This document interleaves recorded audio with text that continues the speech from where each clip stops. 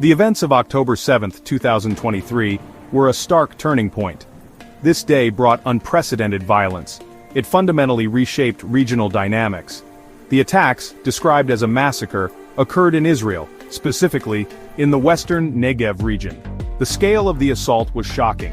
It sent ripples of fear worldwide. The world watched in horror. This marked a new grim chapter. The implications continue to unfold today. The immediate aftermath saw the Gaza conflict ignite. Israeli Defense Forces launched major operations. A slim majority of Israelis supported this. Hamas employed desperate, cunning tactics. For instance, militants disguised themselves. They dressed as women to move hostages. One such hostage was Eden Alexander. This illustrated the complex battlefield. The conflict quickly escalated. It became a focal point of global concern. The United Nations described the situation in Gaza. They called it the worst humanitarian crisis. Aid deliveries trickled into the besieged strip. Civilians faced dire shortages of essentials. Long lines formed at bakeries for bread. The suffering of ordinary people was immense. Access to food and water became critical. Terrorist threats are constantly evolving. Palestinian militant groups remain active. Beyond Hamas, groups like Palestinian Islamic Jihad operate. The IDF recently struck a Gaza currency exchange. This office was linked to their funding. It also funded Hamas operations. Meanwhile, Syria's government is reportedly acting. They are cracking down on some Palestinian groups. Tehran-backed faction leaders allegedly fled Damascus. This shows shifting allegiances and pressures. State sponsorship significantly fuels terrorism. Iran is a key actor in this domain. Recent Iran-US nuclear talks in Rome stalled. Progress was reported as inconclusive. Many Iranians doubt a deal will be reached.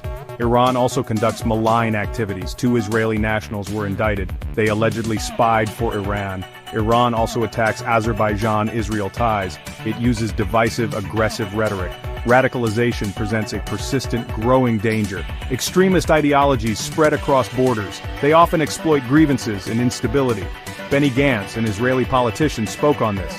He emphasized de-radicalization for post-conflict Gaza. This must be a core component of any plan. Extremism also manifests in Western nations. Nations employ various counter-terrorism measures. Military and intelligence operations are key. Prime Minister Netanyahu's office released a report. It detailed IDF readiness before October 7th. This provided context to intelligence assessments. A new Shin Bet chief was appointed in Israel. Netanyahu justified this appointment carefully. The appointee stated, "I am against hostage deals. This signals a potentially hardline approach. Such decisions shape security policy directly. International cooperation is vital in combating terror. Diplomatic efforts seek to build alliances. Some Palestinian clans are reportedly exploring options. They are looking to join the Abraham Accords. This follows the October 7th events. The U.S.-Israel alliance remains a cornerstone. Former U.S. Ambassador Mike Huckabee reaffirmed this. He described it as a critical, long-standing bond. The U.S. is Israel's primary ally.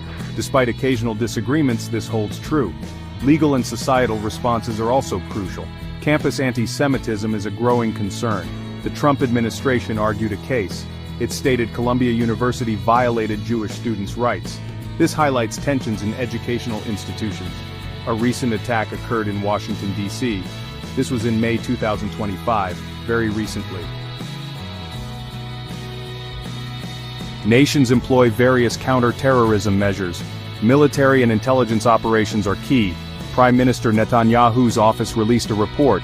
It detailed IDF readiness before October 7th. This provided context to intelligence assessments. A new Shin Bet chief was appointed in Israel. Netanyahu justified this appointment carefully. The appointee stated, "I am against hostage deals. This signals a potentially hardline approach. Such decisions shape security policy directly. International cooperation is vital in combating terror. Diplomatic efforts seek to build alliances. Some Palestinian clans are reportedly exploring options. They are looking to join the Abraham Accords. This follows the October 7th events. The U.S.-Israel alliance remains a cornerstone.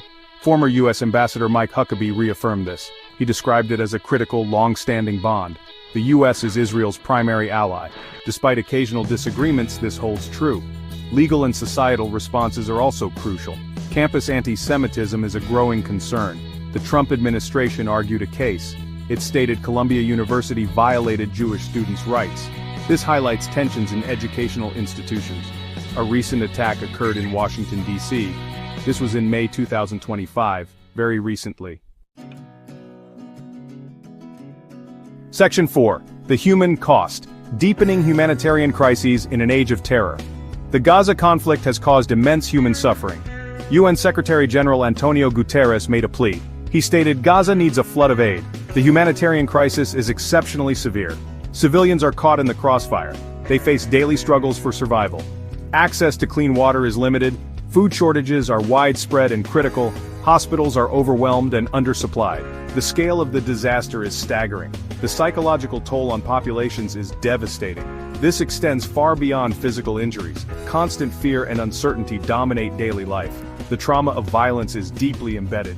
Displacement further exacerbates this suffering. Millions have been forced from their homes. They live in precarious, temporary shelters. The sense of loss is profound. Communities are shattered by the conflict. Mental health support is urgently needed. Children are disproportionately affected by these crises. Their lives are irrevocably altered. Education systems are severely disrupted. Access to healthcare is often impossible. Many suffer from malnutrition and disease. They witness horrors no child should see. The long-term impact is immeasurable. Section 5. The battle for minds, psychological warfare, and pervasive radicalization. Information is a weapon in modern conflicts. Psychological warfare is extensively used. The claim of hostages being brainwashed by Hamas is an example. This points to coercive methods. It aims to break individuals psychologically. Terrorist groups use propaganda effectively. State actors also engage in disinformation. They seek to shape narratives and to manipulate public opinion.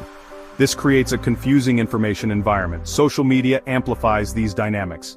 The press also plays a significant role. World Jewish Congress President Ronald Lauder highlighted this. He spoke at the WJC plenary in May 2025. He described systematic campaigns. These target educational and public relations systems. He called it an iron curtain of brainwashing. This underscores the ideological battlefront.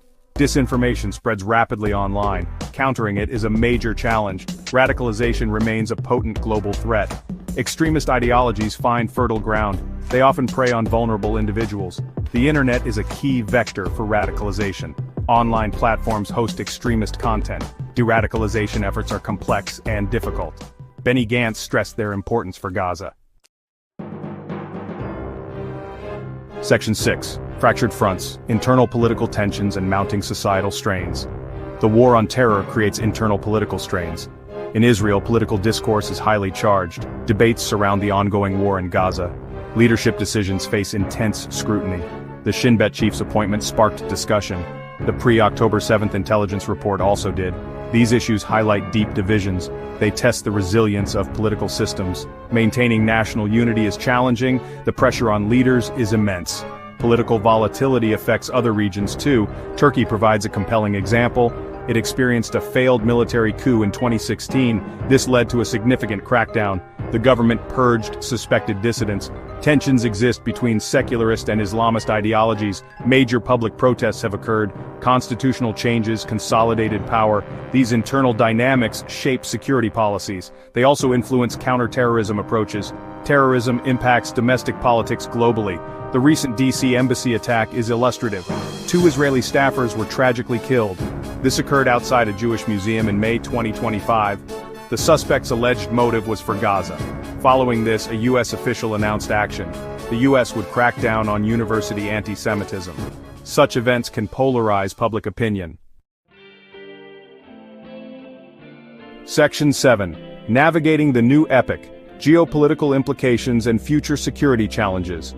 The war on terror profoundly shapes geopolitics. Alliances shift and new rivalries emerge.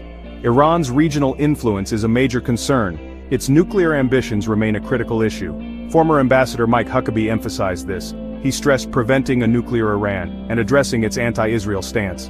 The U.S.-Israel alliance is a key factor. It provides stability in a volatile region, but global power dynamics are in flux.